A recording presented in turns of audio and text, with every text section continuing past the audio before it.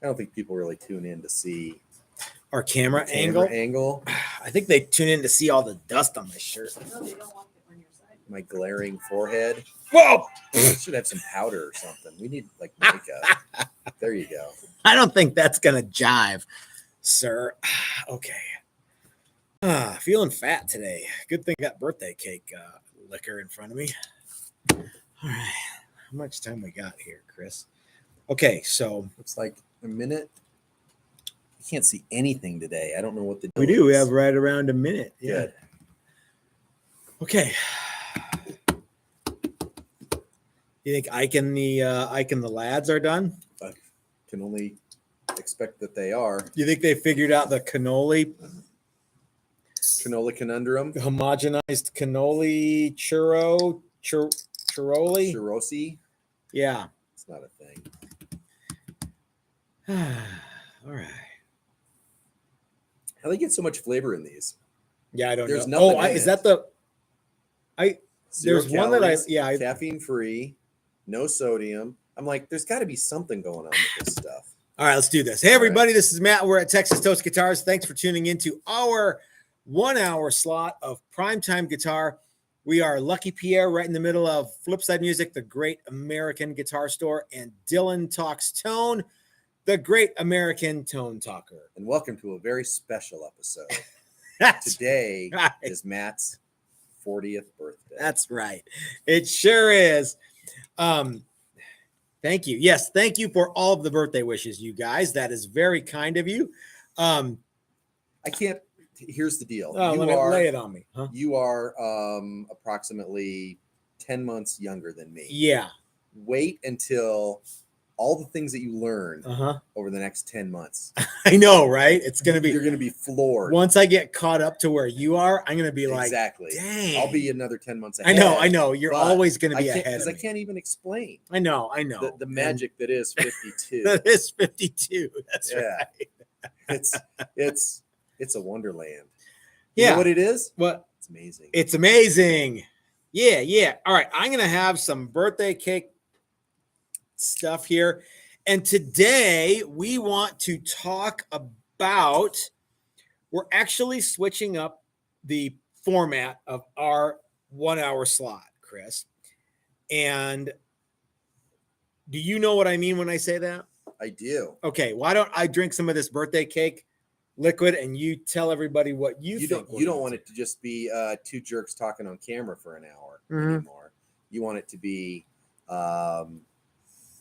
a little more informative, a little more scheduled, a little more formatted. Formatted's the word I was looking for. Yes. One thing that men are constantly accused of, it's not enough formatting. It's format. Yeah, that's right. It's format.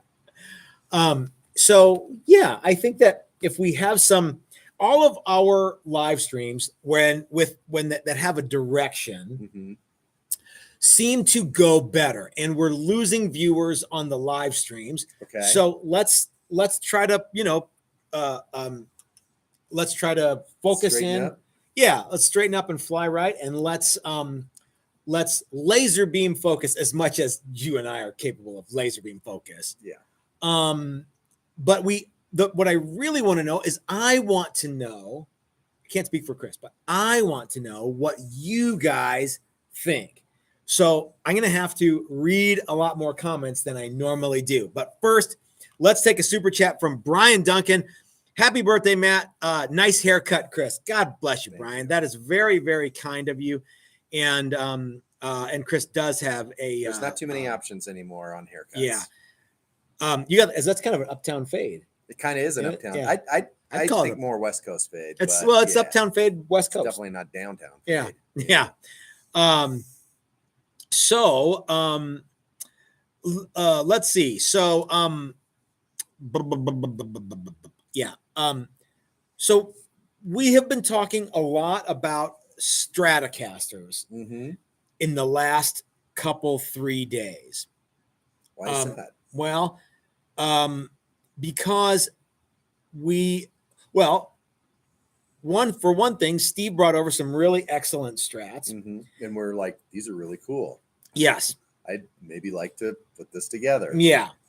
And then I made that video where part one, where Doug said, you can't, he didn't say you can't do it, but he said, but he said, you know what I think it was he said that guys who come to the workshops won't be able to easily get this kind of contouring or whatever it is. And he's right.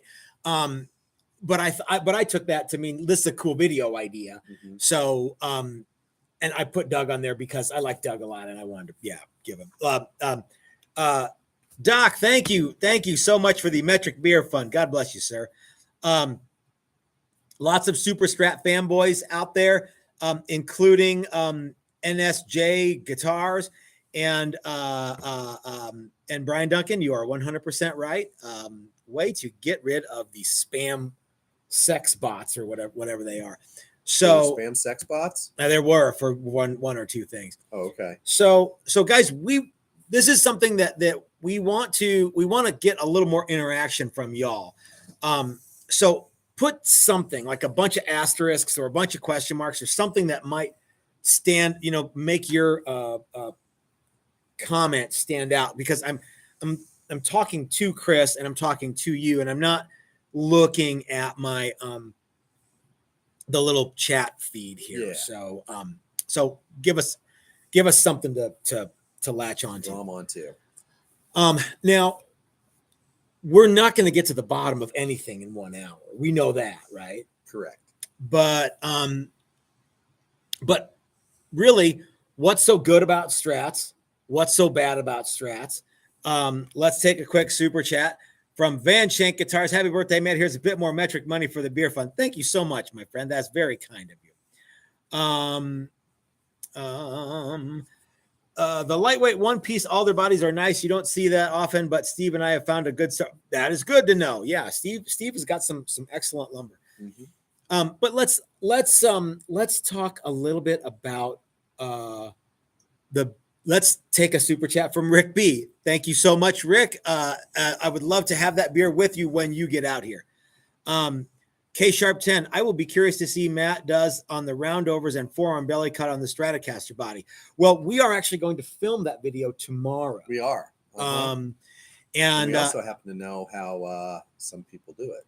And we are going to introduce some tools and techniques that you don't know about. Mm-hmm. This is going to be like watching Norm Abram. Uh-huh. We're going to use tools you don't have.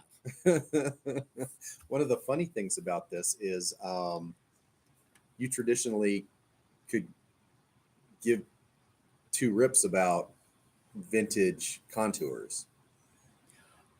Actually, I making them look like a 62. I probably, but you know what? When I see one versus the other, I always gravitate more towards the extra swoopy one.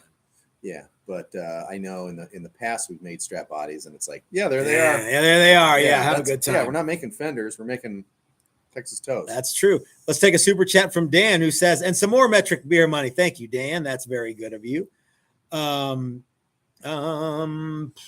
So yeah. Jeffrey Egan wants to know, when did Fender start doing the relief cuts on a Strat? Yeah, they were always a thing. There's even talking about the what I would call contouring. Yeah. Okay. People were actually doing that to their Telecasters. Mm-hmm. And guys would come by Fender and show those off.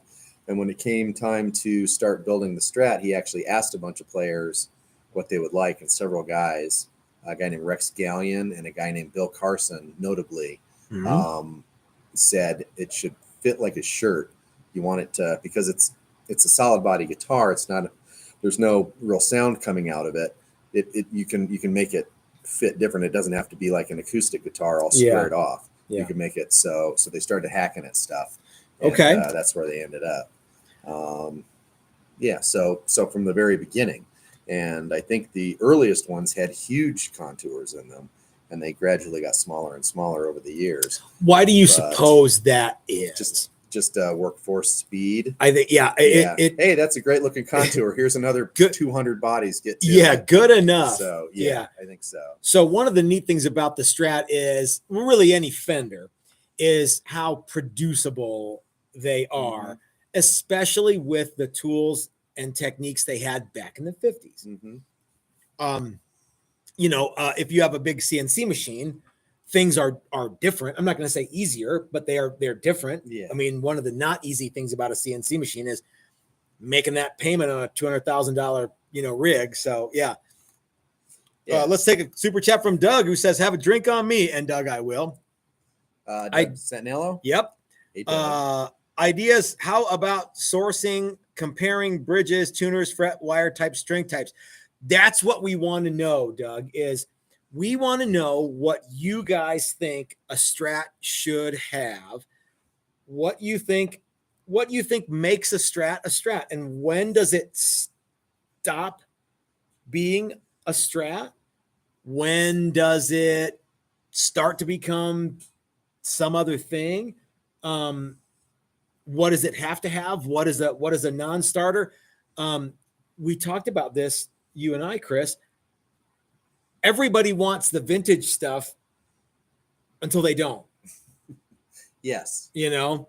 So like for some people, that 7 1/4 radius fretboard is like, I gotta have that because that's the vintage thing.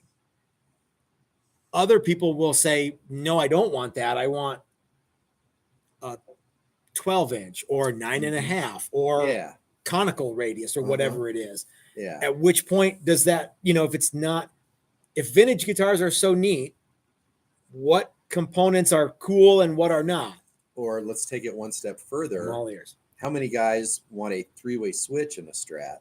How many guys want all 3 pickups wound the same with the same polarity, so no noise canceling? Yep. Although that wouldn't happen if you had a 3-way switch. You wouldn't be able to access that easily unless anyway. Get it right in the middle. Yeah. Jam a matchstick in there. What else? Someone said that what's good about Strats position 2 and 4. So they would want the 5-way switch. And I don't believe that Fender started offering a 5-way switch until the 70s. Really? Yeah, the early 70s, 72 or 73 is when the official 5-way switch became a thing. So from 54 to 73, almost 20 years, no 5-way switch, and yet everybody thinks that that's just the way that they've always been. And would it have been possible to get a pickup that was a middle position pickup just by luck of the draw? Or okay. Now some people say, and I don't know, and I'm not saying this is one of those things where I think that people are messing around. That a reverse wound middle pickup sounds different in the 2 and 4 position than a regular same. And maybe I don't know. I don't know that I've ever. I think I had one set of Strat pickups that weren't reverse wound. I'm not a big fan of 2 and 4 anyway. And the little bit that I did play with it, I don't know if it was so long ago I can't even remember. But anyway, so you want a vintage Strat, but I want a 5-way switch. Yeah, and I want noise canceling. And I want stainless frets. And I want 10-degree radius. No, I want a conical radius. What you would call compound radius. And I want but everything else has to be vintage. One piece alder body, maybe swamp ash. Yeah. I want one. Oh, and I want P90s. Bobby Dill sent us a super chat, and he says, "Happy birthday, Matt. The only thing I don't like about stock Strat is the center pickup and why a volume and 2 tone pots. The only pickup that does not get a tone pot is the one that needs one." That is a great. Okay, so Strats do have kind of a unique wiring. I think that the reason that the pickup that doesn't have the tone control, the idea is that you would just switch to a different pickup to get that darker sound. Yeah, I think so. So I think a lot of people don't realize Leo Fender was not a rock and roll guy. He was a country swing guy, and that's what he liked to listen to. And so the guitar player in that kind of a band is mostly a rhythm guitar player. So you've got the neck pickup with a tone control, the middle pickup with a tone control, and then you've got the takeoff position, the lead position, with nothing to cut through everything else. And those guys would sit there and play their rhythm parts and kind of blend in with the rest of the band because that's what they were supposed to do. And then once every other song, take it, Leon. Yeah. And Leon would flip the switch all the way down yeah. and cut through everything and then back up into those other two positions. There's a lot of talk of Strat is the small block Chevy, and Strat. If it looks like a Strat, it's a Strat, and blah blah blah Strat. And allow me to roast you guys for a second. You might as well have the Calvin peeing on the Gibson logo on your Strat, if that's what. Like, I mean, there's some minutia here that we can get into. You know what I mean? I got it that you guys dig Strats. Yeah. But what we're looking for here is some other stuff. Basically, we're using you guys for market research, and you know that. So, and I think the real reason that a Strat has 3 pickups is because the Telly had 2. I think that's perfectly better than 2. Yeah. Curtis C wants to know: are you guys considering building a Texas Toe Super Strat? Curtis, I can neither confirm nor deny that we are going to start making Strats at all. We've made Strats. We've made a bunch of Strats, and the fact of the matter is that they are not big sellers for us, mostly because everybody and their brother makes Strats. Mm-hmm. So let's talk a little bit about that, Chris. What, like, making a Strat isn't exactly a unique proposition at this point. Should you and I do we need to make Strats? What would you guys be willing to pay for a Strat that we made? That's the other thing. We cannot compete with a company like Fender. No. To build the same guitar that they make. Yeah. We do not have the name recognition that some other outfits have to charge, I don't know, let's just say $9,000 for a beat up Strat, you know? So anyway, but the real problem that I have with Stratocaster type guitars, as far as me or you building them with our logo on them, is there are as many parts as there are on that guitar. That's how many opportunities you have to get it wrong. And just one of those things can be wrong, and someone goes, up, hard pass, wrong tuners, or whatever it is. You know what I mean? Hard pass, you have the wrong radius on the fretboard. Hard pass, wrong frets. Hard pass, you have the wrong neck profile. Hard pass, wrong saddles. Hard pass, wrong block on the tremolo bridge. Hard pass, you have 2 points instead of 6. You see what is wrong. Yeah. So that's too small. That's too small. Yeah. That's too big. Let's take a super chat from Tom L, who says, in addition to the terrible volume knob placement, the pickup poles all need to be the same size. That staggering thing is ugly and unnecessary. The pickup poles. Steve, I think he's talking about, you know, how the old school ones had different height poles for the wound G and versus flat. Yeah, I'm a flat pole guy. Yeah. Stephen George says, Matt, my next project will be a Strat using a Maximum guitar template. Here's my dilemma. I want to use a traditional Strat vibrato tailpiece, but my wooden blanks are all 1.5 inch thick. Well, Stephen, that is a problem. I would say get another blank. And you could do that. There's also some people that make trims that are small. Or you could, I would say, so you have a couple of options. One, smaller block. 2, hardtail, which I don't think that's an option. 3, get another body blank from Dan and Calvin at Tonewood Experts. 4, add a top to your body, and you can buy the top from Dan and Calvin at Tonewood Experts. Fat Philosopher says, I would love to buy from you guys, but your currency is too insanely strong at the moment. I'm sorry. Oh, that's a great point. You guys may or may not know that we have a Black Friday sale coming up.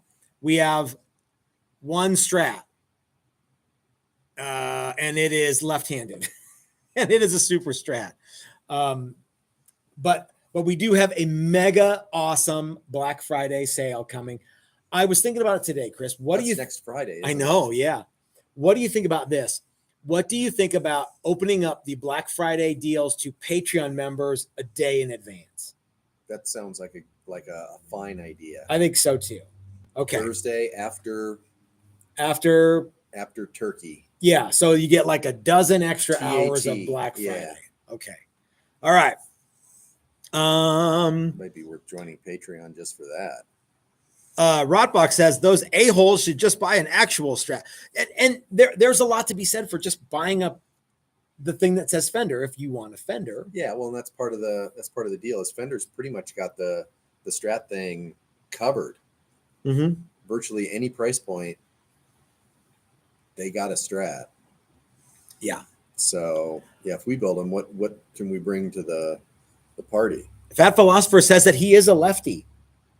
Oh, well, sir, I think we might have something awesome for you next Friday.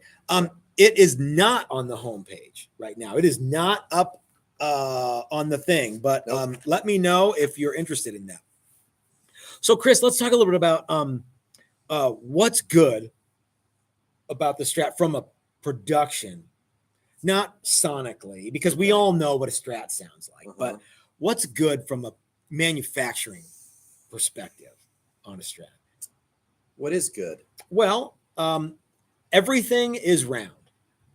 Uh-huh. So anytime you're buffing, sanding, wet sanding, buffing, the likelihood of burning through on the corner goes way down. Okay. In fact, the only corners that are 90 degrees are covered up by a big piece of plastic. Mm-hmm. So They regularly get buffed through. That's right. The pick guard has pretty much everything on it, Mm-hmm. and it just plops right in there. That's true. Boom, It does. done. Yeah, you do cover all those sins of the buffer Mhm. with the pick guard, Mhm. giant piece of plastic, which is pretty interesting. The Strat heel, I think, is better than the Tele heel from a quick throw it together manufacturing process. I think so too. Yeah. Not quite sure why they never swapped, because everything else has a Strat heel. Yeah, why? Fender history. Yeah. Nothing else ever got a Tele heel. Mhm. Um, Of course, you get all the advantages of every other screwed together neck and body. It's not unique to the Strat, but right. Yeah. but but there are numerous advantages which we've talked about in other videos. There's no need to go into now. Yeah. But the Strat is it's iconic. Mhm. I guess that goes away from the manufacturing, but it's still iconic. It's wildly popular, and everybody knows what a Strat looks like, and everybody plays a Strat. Mhm. That is to say, lots and lots of people play Strats. Why do you think they're so iconic? That's a great question, and I don't know the answer to it. I don't know the answer to that either. I was trying to think of that earlier today, and because in 1954, rock and roll wasn't even really a thing. Buddy Holly sure looked cool with a Strat. Yeah, though. but that was in 1956 and 57. Mhm. That was several years later. And Ike Turner famously played a Strat very well early on. But yeah, what made that guitar?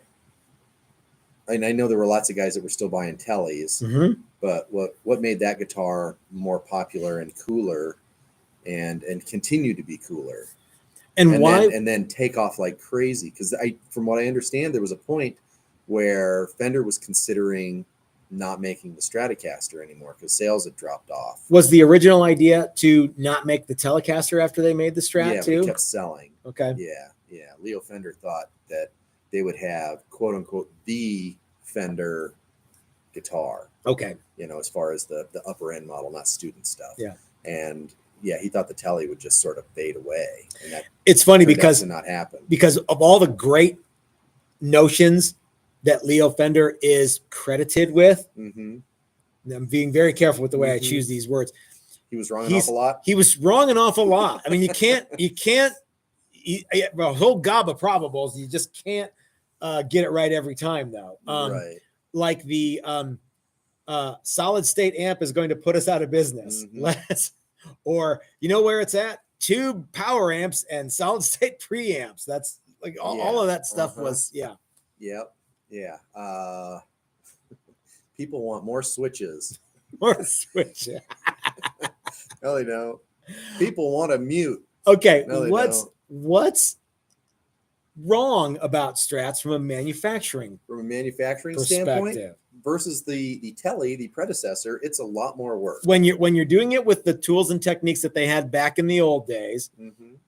it is a lot more work. It's a lot more work. It wasn't just more time on the CNC machine. No, there's a lot more sanding. Ton more. There's a lot more cutting. There's routing, big routes on the top and the back, Mhm. not just 6 little holes. Yep. In the back. An extra pickup compared to the Telecaster, way more complex bridge operation. Uh-huh. Yet the guitars sell for same price, similar now price. They do, yeah. Okay. Early on, that wasn't the case, but now they do, which is I always just found ridiculous. Mm-hmm. I think buck for buck, pound for pound, somebody's getting screwed in that situation. I think so. It's yeah. the guys buying Tellys. Jeffrey Egan says most people associate the Telly with country music and Strats with rock and roll. Mm-hmm. And you know what? Why is that? The guy from the new guitar player from Motley Crue would 100% agree. Oh, so would the old guitar player from Motley Crue. Yeah, I think we have one Eddie Van Halen to thank. I'm sure. No, Yeah, that's not well, true. So I think you got Rory, Buddy Holly. yeah. You got guys like Jimi Rory Hendrix. Gallagher. You got guys like Hank Marvin in England. There's many people Absolutely. that say they don't like Hank Marvin. An awful lot of guys like Hank Marvin or play like Hank Marvin. Mm-hmm.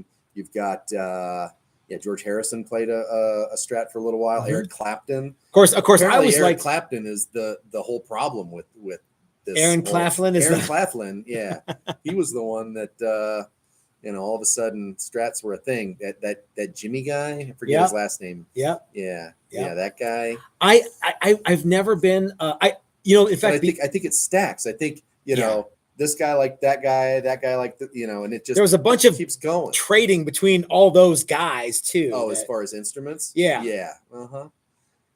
and so. Yeah, so I think it's a visual thing as much as it's it is a sonic thing. Mm-hmm. So yeah. Let's see. Okay. Here's something that not everybody knows, though I tell everybody who will listen. Chris doesn't like Strats. I don't like playing Strats. What is it about Strats that you do and don't like? Because when we were coming up with this list, like what's good about them, what's bad about them, you're like, I don't know anything that's you're joking. So so I can't make it sound the way I want it to sound, and I don't know why. I think a Strat is an unforgiving instrument. A lot of people talk about how you have to fight it and this and that, and I don't know about that. I just can't get comfortable playing it. Compared to a Les Paul, I think a Strat is an unforgiving instrument. Yeah. How about that? Okay, sure. The trem arm is in the way. The volume knob is in the way. It's got weird switching. You can't even get to the neck and bridge pickup together at any point in the switching. You got 5 positions. That's not one of them. And that ain't one That's of them. weird. If you were going to design a Strat today, Chris, what would you do differently? Would you even have that middle pickup, really? Well, they look dumb without it. That's true. Visually. That gets in the way if you're not careful. I always, like my pick flies out of my hand. Yeah, I just can't. It's and I, it would probably do that with a 3 pickup Les Paul too, but it does, and it gets in the way with. I had a 3 pickup Jag for a while, and it got in the way there, and I love the way they look. It's the iconic rock and roll guitar in a lot of ways. Everybody's played them. I love the way other people play them and make them sound. Yeah. So when I was first learning guitar, and they're everywhere, and they're easy to get. Yeah. They're economical. You can go to the pawn shop and get one for $50. I think those days are still here. Well, no, you can't. It's not a Fender. Yeah. Oh, okay. Yeah. You know what I mean. But there's because everybody makes Strats. There's from the so cheapest to the most expensive. Everybody makes Strats. Yeah. And so I had Strats, and I struggled to learn how to play guitar for the longest time. Now a lot of you will say, Chris, you're still struggling, but not as much as I used to. So, but they are. There's a lot of people chiming in about different Strat players. Richie Blackmore, Yngwie Malmsteen. Oh yes, everybody's got their favorite. Everyone Strat has guy. their favorite Strat guy. And I'll bet Paul you a lot Mead of says, guys play Strats because of those guys. why wouldn't you? Almost exclusively because of those guys. Paul Mead says that his design for a Strat would be an ES33 something. So I don't think he cares for Strats that much. Let's see. Stevie Ray Vaughan, he played Strats too. I seemed like the number of Strat players in Denver went up exponentially. That's one of the reasons I don't play when I want to do something different. That's Brian Duncan. It looks like Driddle's floating around here somewhere, and I'm trying to keep up, guys, and it's difficult for me. I'm not trying to lose you. I'm just, I just am. There's comments are coming in fast and furious. It's sort of like the Road Warrior in the comment section here.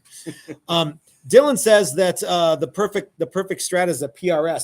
Now, didn't Dylan do a video where he said that wasn't a Strat? Yeah. Okay. Mark Knopfler handled the Strat very well. Mark Knopfler certainly did. Jeffrey Egan says, thoughts on the Nashville Telly with the Strat pickup added to the middle? I would say I don't understand the point of that. I don't either. I had one of those. I immediately tore it apart and rewired it funny, I think. It was okay. Frankly, I don't understand. Most people don't play the middle pickup on a Strat unless they're playing in 2 or 4. It seems like everybody here says that the middle pickup is where it's at. These are the same. People are actually saying that. Yeah. So that's like a very 2022 version of. And this is the same kind of thing that perplexes me when people say the neck pickup on a Telly is really the hot set of them. I never use that. Yeah. I hate that. Yeah. That's just me. And so it vexes me why anybody would think that's the quintessential Telly sound. But okay. Roger says the Stratocaster with 2 humbuckers is the best. Jim asks or says, I've got 7 Strats, an old Kramer Pacer Deluxe, basically a Strat, and they all sound about the same except for the 2 with the humbucker and the Floyd. Brian Duncan says PRS is the best of both worlds. Brian, do you mean the best of which worlds? Fender and PRS? Wayne says the middle has been his favorite since 2004. So your 2022 thing is right out the window. Tom L says the middle and neck is his favorite sound on his. Fat Philosopher says it took Paul Reed Smith 2 years to design a knockoff Strat. I like Strats because of the comfort contours, but everything else seems outdated about the design. I have a Strat with a little switch that kicks on the neck pickup, and you can. Brian says Fender and there's a million ways to fix all this stuff, but you can't get it stock. It's tricky to get it stock. Yeah, you can't get it stock. And I wonder if you and I were to make a Strat with all this crap on it. Yeah. Would people go, ooh, finally, all the shit that I've always wanted, or would they say, why didn't you just make it like the original Fender or whatever it is? I know for every person that says that the Strat feels antiquated and old, I know other guys that are like, it's positively modern. Yeah. I want the most vintagey one I can get in every single way because they got it right the first time. Yeah. Brian, when he said it, I got some clarification from Brian. Paul Reed Smith being the legacy PRS design, not the Silver Sky, says that it's a great combination of Fender and Gibson. And I 100% agree with Brian on that. Yeah. And that's one of the reasons that you've heard of Paul Reed Smith and you haven't heard of a bunch of other guys who were contemporaries of Paul, who are gone now and are returning to the earth. So anyway, what do you think people would say if I said we are going to make Strats all the way new? We're going to make super Strats with Floyds and bunch of pickups and all kinds of other stuff and switching and knobs and things that do all kinds of stuff that everybody says is awesome. Or what if I said I'm going to make completely vintage everything, like down to the screws? I'm going to use vintage everything to make Strats. I'm going to eschew my 10-inch radius for the 7 1/4, and I'm going to stop using medium jumbo frets. I'm going to use narrow fret wire, and I'm going to not going to use Hipshot tuners anymore. I'm going to use Kluson stuff. I'm going to use or Callahan or whatever. I'm going to use nitrocellulose, and I'm not going to use Steve's CNC bodies, I'm going to do it all the old school way on the pin router. Mm-hmm. At what point would I lose everybody? When I had to start At price. charging? Yeah.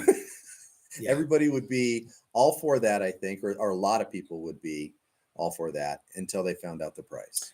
And that's a good question. What should a Strat cost? What does your ideal Strat cost? And I'm not talking about go out and buy a Squire and then slap a bunch of crap on it and make it and put the pickups you want in the brake. I'm talking about if you bought it as new, Mm-hmm. how much should it cost? And I fear that there are the people that will say it ought to cost $99 or it ought to cost $999. Uh-huh. Well, they're not going to like what my answer would be to them. Yeah. So let's take some super chats. All right. Doc says, if you made an optimized Strat, the middle pickup crowd still wouldn't buy it. Strats are a hard sell. I think you should build Challengers, a better design from the start, in my opinion. I think that's a great assessment of where Chris and I are as a company. Mm-hmm. Dylan says $2,500 is what a Strat should cost, like the ideal Okay. Strat. All right. Jeffrey Egan says, I thought the TT Challenger was the perfect blend of Fender and Gibson. Actually, Jeffrey, it's not. There's almost no Fender in that. There's guitar hardly at any all. Fender on it at all. Yeah. It's the perfect blend between Gibson and Hamer with the correct neck angle. If Gibson and Hamer both got the neck angle right, then yeah. To both of them. Yeah. I love Gibson and I love Hamer and I love Fender too, guys. And I love Paul Reed Smith's. You know, you got to remember, I bought their guitars. They didn't buy mine. Yeah. You know, so anything that I have come up with, I've had to struggle to learn stuff that they already knew. Yeah. You know, stuff that everybody who worked at Gibson already knew, and stuff that Joel Danzig and the guys who built the original Hamers already knew. Stuff that Paul Reed Smith knew when I was in shop class trying to build a Les Paul for the first time. Yeah. Did you know that? Did you know that one of my first guitar projects ever was me attempting to build a Les Paul in shop class in high school? Start with a Les Paul. Yeah, why would you not? Yeah. Yep. I was going to do that. I sent off for blueprints to Gibson, wrote a letter and everything. Never got a response. That's weird. Yep. So a Strat should be $1,500 for quality competition, a price cutter. I can tell you right now, Lefty, there's no way we're going to be able to do that. Nope. Maybe if you made something Fender never did, otherwise make your stuff. I agree with you, Tom. Fat Philosopher says, I also like my guitars in the $1,500 to $2,000 range, but that's starting to creep up. It is. Well said, Doc. If it ain't broke, don't break it. That's me paraphrasing. I waited until my fourth to build a proper Les Paul is a great thing to do, Beavis. Alan says there are dozens of competitors building Strat copies. Do your own thing. Thank you, sir. Windsurf Maui says it can't cost more than a PRS SE unless you're building a custom shop Strat. Why buy something that won't be substantially better than an SE? That brings up a unique point. Which is Korean labor is way cheaper than American labor. And I'm not sure. At the end of the day, no matter how much CNC there is in a guitar, there's still an awful lot of man hours in a guitar. Yeah. And parts all cost about the same, and wood costs about the same. It all comes down to labor cost. Presley California Customs, who I am imagining is making handcrafted single luthier guitars, says $5,500, and it's totally fair. And I couldn't agree more. I don't know what do you suppose a custom shop Fender sells for these days? And while you're answering, why don't I go get another beer? Okay. Oh, it looks like I am going to. Joy is going to give me one. Thank you, Joy. Because I can't even remember what the question was. What do I think a custom shop guitar costs now? I bet you can't get one for less than $5,000. Yeah, I don't know that, guys. What do you know what a custom shop Strat goes for? Like a That doesn't have to be a master built one, but it can be a team built one or something or, that has the custom shop logo on the back of the headstock. Dylan says they go for 6K and up. Thank you. 6K. Okay, Yeah. sure. It's been several years since I've looked at any of that stuff. Yeah. So yeah, There are a lot of people who keep asking me to do double cutaways, and can we address the double cutaway thing? I know I said I wanted to be laser focused on strats, but double cutaways seem to be coming up a lot in the last couple of seconds. I have not worked on a double cutaway for a while. One, because I have attempted to come up with a handful that I like, and I don't like any of them. What is enough the to reason make for you to want to make a double cutaway? What is the what are y'all's ideas about why I need to have a double cutaway? Yeah, what is better about a double cutaway than a single cutaway? Further, and to that end, actually, I don't either. I think that some people will go upper fret access is greater. What the fact of that is that it's not. I have, and that's the thing that we always look at is we have a guitar, a single cutaway that we like. Mm-hmm. So a double cutaway is going to have to offer something that the single cutaway doesn't, and that's going to have to be fret access. And then that just brings up all sorts of other issues. And what we have landed on for it was like we have enough time to work on a double cutaway design and make a bunch of prototypes to get to where we have something that we genuinely like, or work on a carved top version of our single cutaway design, which is what we chose to do. In fact, that is kind of where we're putting a lot of eggs right now, is in the carved top version of our single cutaway Challenger. We may or may not offer a double cutaway at some point. And if we do, I don't know what it's going to look like. What I don't want it to look like is a PRS like knockoff. You know what I mean? So, or Gibson double cut. I would rather it look like a Gibson double cut. Yeah. I would rather it look like a Hamer special. Yeah. I would rather it look like that shape than a PRS knockoff. And by the way, so did PRS. If you know your Paul Reed Smith history, the original Paul Reed Smiths were basically carved top Les Paul double cutaways. Some of them weren't even carved tops. So, yeah. Let's see. Driddle made the absolute perfect double cutaway Challenger prototype. Well, I think that Devin made a good one. But it's not what I wanted it to be. That's what he wanted it to be. And I think that that's a great thing. You know, Brian says it's more of a style thing than a playability thing. Did I miss a super chat from somebody? I may have. No, I don't think I did. Maybe I haven't gotten to it yet. I'm kind of all over the place here, gang. We're gonna need a moderator. Yeah. Bobby Deal says, don't make any double cut guitars. That's why I'm one of the few that has one. Yeah, Bobby Deal and Sir David Dangerous and Brad Hutchings, they all have, and some other guys too.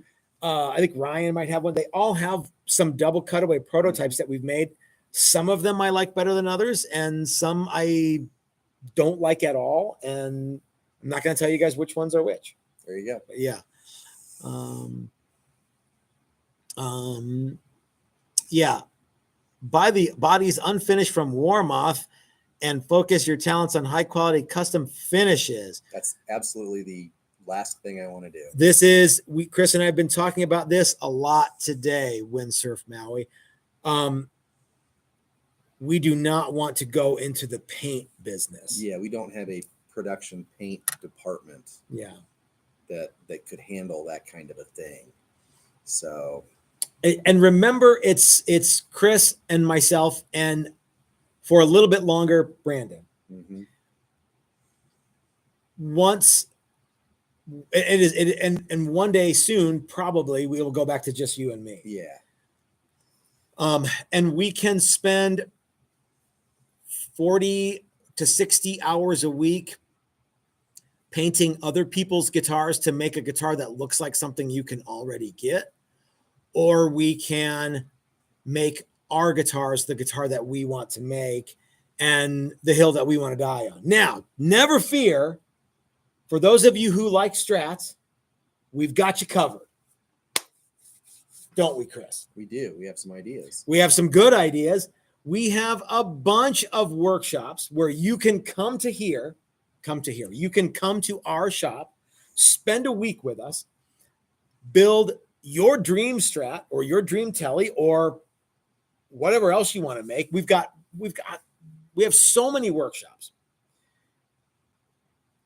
They're wildly affordable for what you get. And they are some of the most fun that you can have with your clothes on. Mm-hmm. And they are condensed into a week's worth of stuff. Sometimes there's 2 extra days if you opt for the paint component in the woodworking workshops, but you can come in and just do woodworking. You can come in and do woodworking and paint. You can come in and do paint and assembly. You can come in and do body construction and fretwork and all that stuff and leave with a fully operational guitar. We have lots and lots and lots of workshops where you can build something that you like. It can be exactly a Strat. It can be shaped like a whatever you want it to be shaped like. It can be anything you want, depending on the workshop that you take. I think that is where you and I are going to live when it comes to Strats, with a couple of exceptions. It is likely that we'll make a handful of Strats every now and then. Well, we sometimes end up making a Strat during one of those classes. That's true. And that counts. But I don't think we're going to go into production making Strats. No. Of any shape, form. Yeah. Yeah. Whether we get stuff from Steve or anybody else. I think all of this started when Steve showed up with those 2 really neat bodies. Really excellent looking Strat bodies. And necks. And it's like, wow, those are really neat. And the first thing that I thought was these would be great to start with for a class. Let's talk about that because it's come up a handful of times. The kind of the pro shop experience where you get all this neat stuff and you get to spec basically everything. What could you do in 5 to 7 days here at our shop with a handful of super excellent parts? Mm-hmm. So then it would become more of a finishing and assembly component. It's a dream guitar workshop, basically. Yeah. Provided your dream guitar is a Strat. A very, very vintage styled Strat. But you could get all those same contours with one humbucker and a Floyd. Mm-hmm. You could get those same contours with everything vintage but a 2-point trim. Mm-hmm. I mean, you could do that, right? Yeah. Let's take another super chat from Doc. He says, if you compare the cost of a Warmoth body and neck to what it costs for a class with your instruction, the price is comparable. Why would anyone buy instead of build? You are 100% right, Doc. And I can tell you this because I just looked. There's stuff that you can't get from Warmoth that we have done in this workshop. Mm-hmm. You want a top route Strat with a side jack, you can't get it from Warmoth. I don't know why, but you can't. Let's take here's a question from Van Shank Guitars. If I flew down with my wife, do you offer entertainment packages? My wife doesn't enjoy sawdust as much as I do. No, we don't. We don't. But we have had guys bring their wives and girlfriends, and the wife or the girlfriend. It's not the same guy, by the way. Yeah, that brought both. That's wife not and the same guy. Different guys. And the wife may be able to work remotely and do some of that. They may go and do their own thing during the day. Mm-hmm. So Colorado it's not just for guitars. Nope. There's lots and lots of touristy fun things to do here in sunny Denver. Michael Beckloff says that the workshops are awesome. And thank you Uh-huh. so much, Michael. It was great to have you here, my friend. Yep. Windsurf Maui it asks me a loaded question. Okay. This is a loaded question. All right. I feel like I was a little short with the last question that Windsurf Maui asked. All right. He says, question. Are you saying you want to, I don't remember saying this. Are you saying you want to be a Kiesel or a Sir? I don't recall at any point me saying that at all. As far as making strats, Yeah. And so as a matter of fact, I think we've whole said time exactly said the we opposite. don't want Yeah, to do we do it, not want to but we make don't think strats. we can do it. That there's already too many people doing it. Something like that. How about this? If Kiesel and Sir both stop making strats, Mm-hmm. Chris and I will start making strats a la Kiesel and Sir. How about that? Yeah. With better headstocks. Yeah. With that, yeah. Certainly. Tom L., what do you think of the Floyd Rose rail tail? It's pretty badass looking bolt-on trem for a Strat. Never had anyone talk about it. I don't know anything about it. Haven't tried one. Yeah. Yeah. Bucky said Doug's Strat last week is a perfect example. Fantastic, and you won't buy it elsewhere. Doug's Strat was a great example of something that you can't get anywhere else. Speaking of Sir Douglas Dangerous, Mm-hmm. he and Doc offered to pay for someone to come to a workshop. Mm-hmm. I can't believe I didn't write this down. We got a bunch of people saying that they wanted to do it. But the first person that met the criteria that Doug and Doc set forth is all signed up. He's coming out to one of the workshops. His name is Jay Bishop, and he will be joining us for it's not Sergeant Bishop, I don't believe. Yeah. He will be joining us for that, and so I will be invoicing. Yeah, I will be invoicing Don and Doc for that, and so congratulations to Jay Bishop for basically taking advantage of an offer that I think sounds. Some people might have thought there's no way, but I tell you what, if Doug and Doc say they're going to do something, Mm-hmm. you can take that to the bank. I signed the guy up for the workshop because I know Doc and Doug are good for it. Yeah, I know for a fact, without any hesitation. I know. I already know.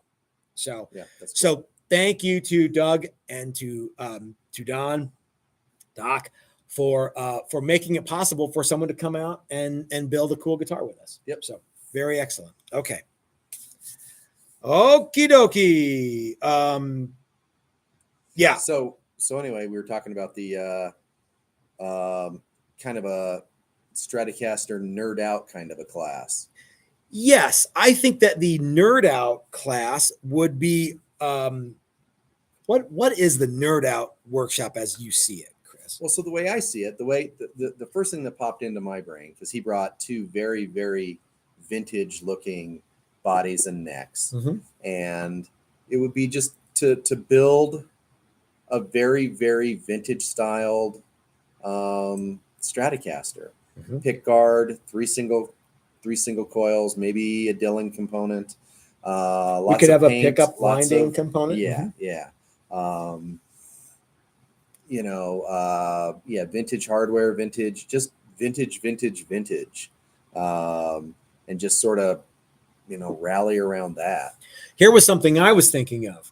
What about a build and paint with Mike Learn class using a wildly super cool body from Steve at Maximum Guitar Works, where the body's already ready and you get to pick, you know what? I want one humbucker and a Floyd. I want one humbucker and a stop tail. I want humbucker single. I want humbucker single humbucker. I want whatever.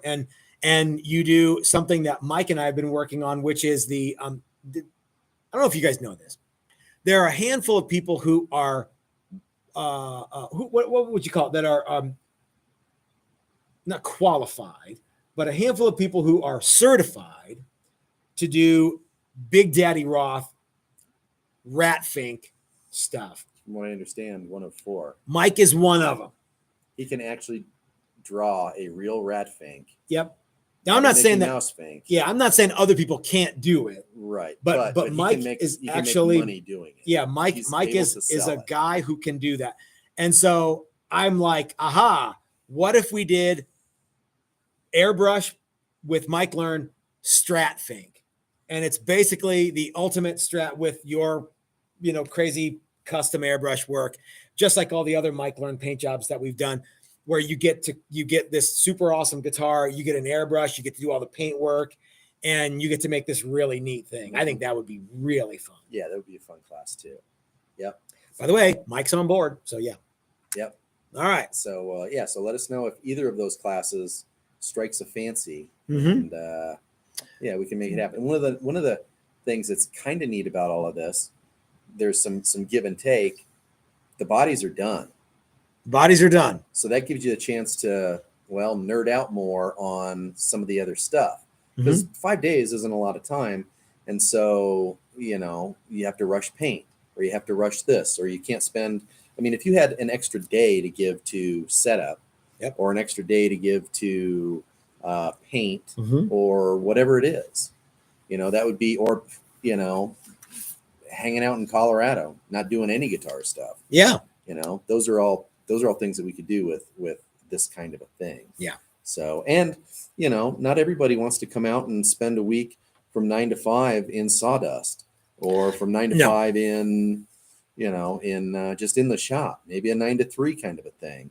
Not quite as intense, but you still get to leave with something really, really cool. So there's some people who are like, I live too far away to come to a workshop. I'll never be able to do that, that sort of thing. And I feel for you. If there's anything that we can do, please let it, if you're on the fence, if you're straddling the fence, I can't figure out if I can do this. Let me know. Let me see if we can come up with something to help you out. Mm-hmm. Cool. Yeah. Okay. I think 90% of the people that come to a class Mm-hmm. live outside of Colorado. Maybe more. Maybe more. It might be 95%. I'd have to check, but I can guarantee 90% of the people live outside of Colorado. We've only had, I think I can count on not less than two hands, but two hands. Yeah. The number of people that have lived in Colorado In the last 3 years. Lived in Denver. Yeah. Yeah. In the last 3 years. Yeah.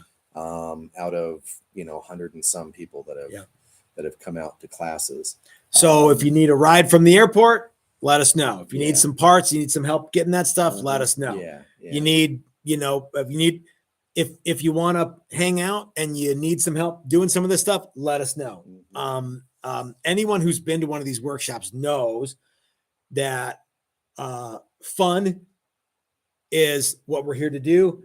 We're not here to just sit around and get drunk all day. It's safety is absolutely priority until the tools are done. Mm-hmm. And you know what, if you want to just hang out and you just want to party, and Mike did it right. He brought his son and conned his son into doing it, because Mike is very clever that way. Yeah. Let's take a super chat from my buddy Rotbox, who says, "Happy birthday, Matt. Enjoy some birthday cheer on me." Thank you so much, my friend. Check your email when you have a free moment for some of my projects. Drink up semi-responsibly. And you know what, sir? I will. I will, and I will check my email here as soon as I get done tonight. Roger says that he's in Brazil. That is a little further. That's a trick, but Karsten Hammer Hansen will be joining us in November. He just signed up. Yep. Doc says it's Doc is also from another country. Yep. He says community. That's what it's all about. And it absolutely is. Yep. Dajo says, I sent some emails too, but it's been like a week. Do you? Some of those are going to promotions, but we'll check. Emails are, if I tell you what, on the website, it says to allow for 72 hours for me to get a reply to emails. And it also says, if you don't get a reply, please email again. Email with Gmail sometimes comes into the primary box, sometimes comes into the promotion box, and sometimes goes into the, I don't know what the other one, local or whatever. Promotion stuff is always long. I don't know why it does that, but it does. If you haven't gotten a response, I apologize. Please, if you would, please send them again. Chris, we have a few moments to thank all of our sponsors. Flipside Music, the great American guitar store. Maximum Guitar Works, Steve and all the guys who help him out and do all of his CAD work and do all of his CNC stuff. And of course, Steve works 85 hours a day. I don't know how he does it. Excellent guys to work with. Dylan from Dylan Talks Tone and his lovely wife, Leslie. Links in the description below to all of our sponsors, by the way, and you can get a little bit of a discount if you use the link in the description below for Dylan pickups. If you use code TXTOAST at checkout when you hanging out at Bitterroot Guitars, you can get deals on truss rods and parts and things like that. If you want deals on wood, please check out Tonewood Experts. Dan and Calvin have just about everything that you need to build a Strat or anything else. Code Texas Toast 15 for 15% off. Brad Guitar Miller has some super awesome stuff on his Reverb page, and I don't know if any of it's Strat stuff, but there's a lot of Telly related stuff. We are running out of time fast. Who am I missing? Odyssey Beer Works, the great American Beer Works. Maybe I should go over there and see if I can get Chris to give me a birthday beer for nothing.